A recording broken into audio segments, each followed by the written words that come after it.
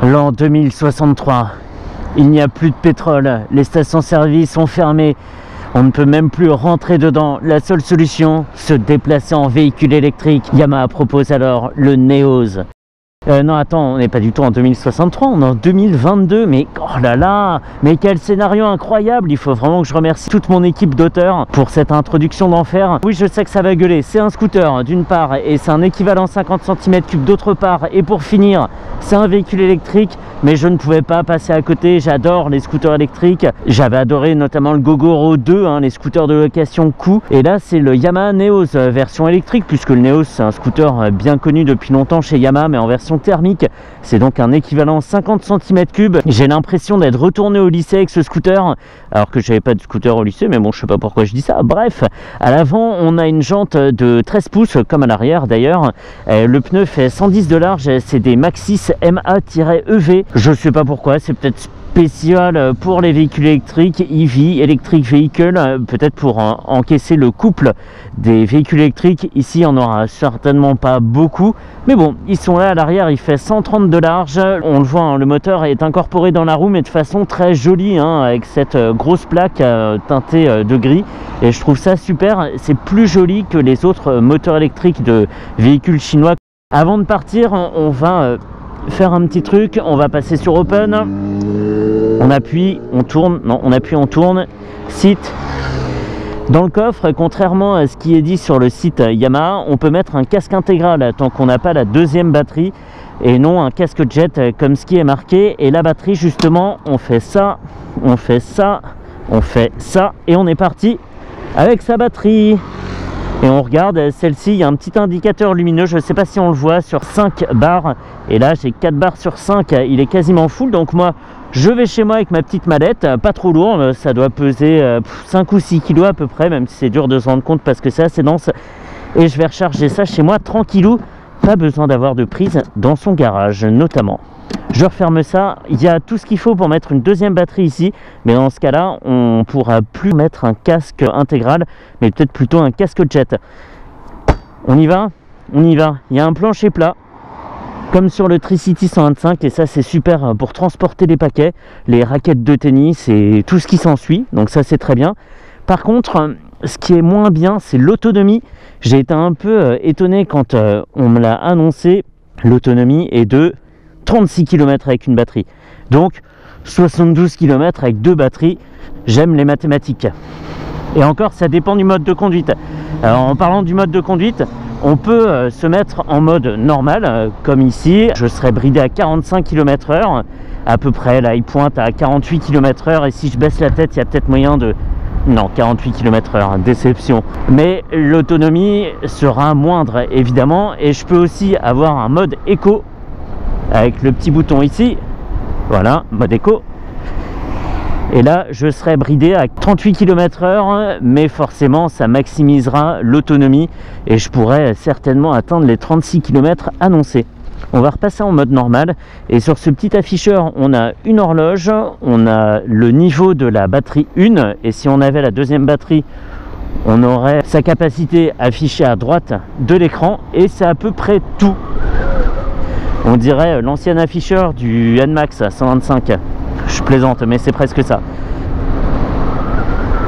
Et on se déplace dans le silence, bien assis, bien droit, les pieds à plat sur le plancher, avec deux découpes astucieuses pour le bout des chaussures, pour encore augmenter la place aux jambes. Je trouve ça pas mal. J'ai mis les pieds naturellement dedans, et ça se passe bien.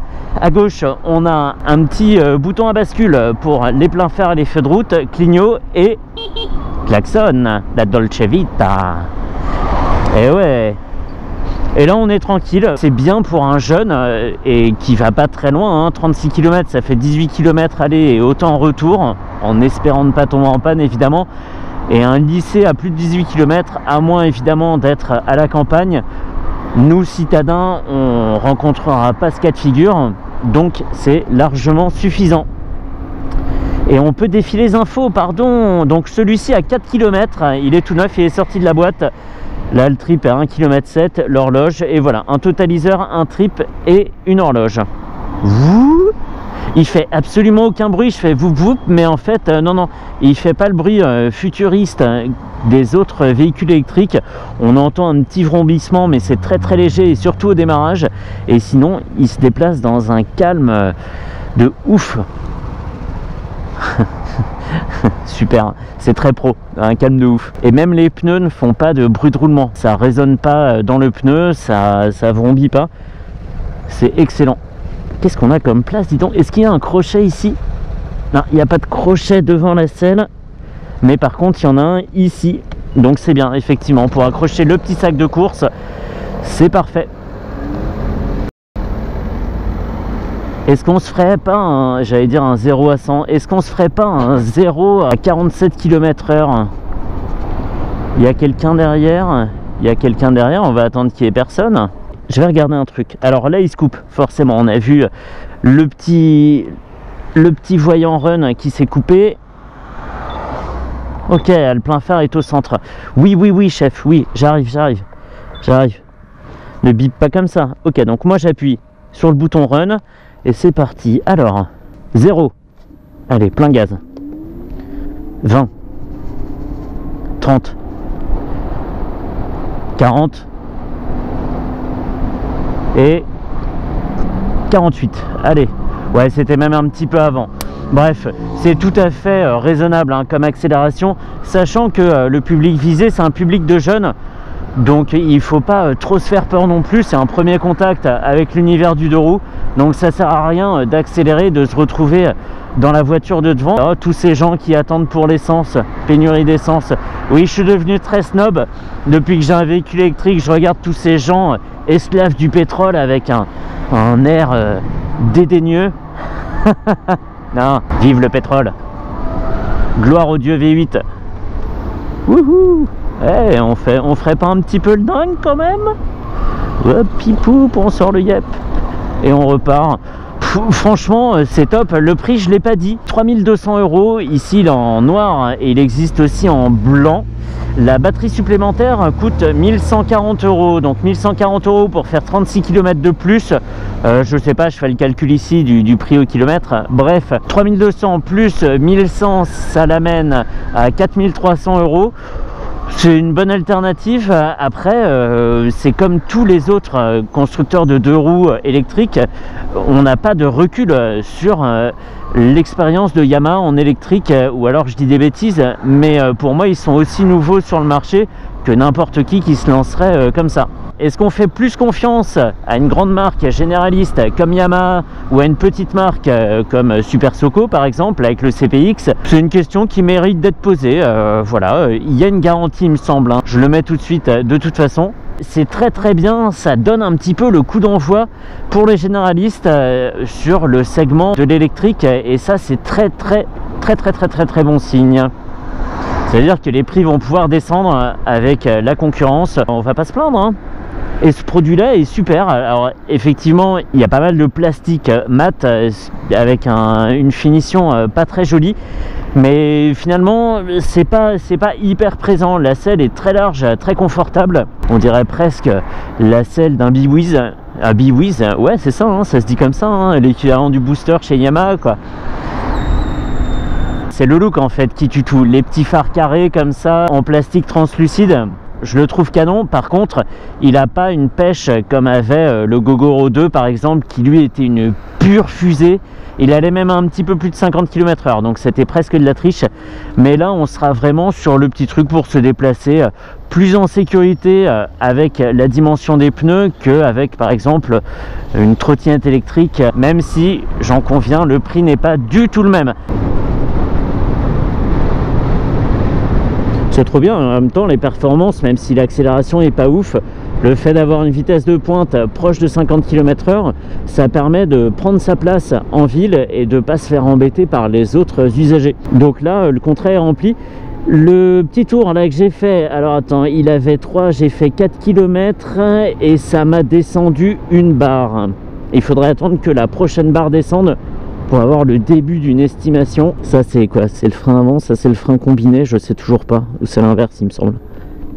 Et ça repart dans le silence, en mode ASMR. Vous conduisez un scooter électrique. Trop bien. qu'il n'y avait pas eu beaucoup de communication sur ce scooter. J'ai été étonné quand il a été annoncé en concession. Je me disais mais pas possible, c'est encore un proto ou c'est quoi? Et en fait non, il est complètement disponible. Je remercie chaleureusement la concession Jouy Moto à Villeneuve-Saint-Georges pour le prêt de ce scoot. Il était là, petit véhicule d'essai, et bah c'est parti pour un tour, hein. Merci Benjamin pour le prêt du véhicule et merci Erwan et Damien de m'avoir accueilli. C'est toujours aussi sympa la boutique. Alors on va dire que c'est du placement de produit après, mais pas du tout, hein. C'est toujours ma curiosité qui me fait essayer des machines pareilles. Personne m'a appelé pour me dire viens essayer le Neos, il nous faut de la pub sur ce produit. Est-ce que je klaxonne devant les gens qui attendent pour l'essence ou pas? Non, allez, je le fais pas. Gros snob. Alors, je me permets même de doubler les véhicules thermiques. Et ben voilà pour ce Neos. Alors oui, c'est un scooter, oui c'est un 50 et en plus il est électrique. Mais moi franchement pour la ville, je me verrais bien rouler avec ça. Il faut faire une croix sur le temps au feu rouge, mais le temps de démarrage au feu rouge, en fait ça devrait même s'appeler le TDFR. Mais à part ça, vitesse de pente tout à fait suffisante pour la ville, avec ce gros avantage de même pas avoir à regarder le compteur en fait. On sait qu'on dépassera pas les 50 km/h, on met poignet dans l'angle, une fois arrivé à la vitesse stabilisée, on est complètement dans les clous, et quelque part c'est très reposant et sécurisant puisqu'on n'a pas à regarder le compteur sans cesse. Moi je suis un peu un maniaque du compteur et j'adore le consulter très régulièrement. Ce qui m'empêche pas de complètement l'oublier quand ça m'arrange. Ah, je suis tout à fait honnête, hein. Et ça repart. C'était un petit essai plaisir pour moi parce que je suis toujours curieux des véhicules électriques et de ce qu'on peut faire sur un scooter électrique où on attend de l'agilité. J'en ai pas parlé mais il pèse seulement 90 kg ce scooter. C'est pas dingue ça? On est retourné au poids des petits deux roues comme avant en fait. C'est bien hein, à comparer avec le poids d'un Vespa par exemple, tout en plomb. Putain. Et lui, le Scénic là, bronze, il était juste derrière moi et heureusement qu'il s'est décalé, qu'il s'est cassé comme un voleur parce que sinon il me rentrait dedans. Bref, allez, retour à Villeneuve-Saint-Georges et surtout retour chez moi. Voilà, je vais aller faire du montage de vidéo, j'ai plus que ça à faire.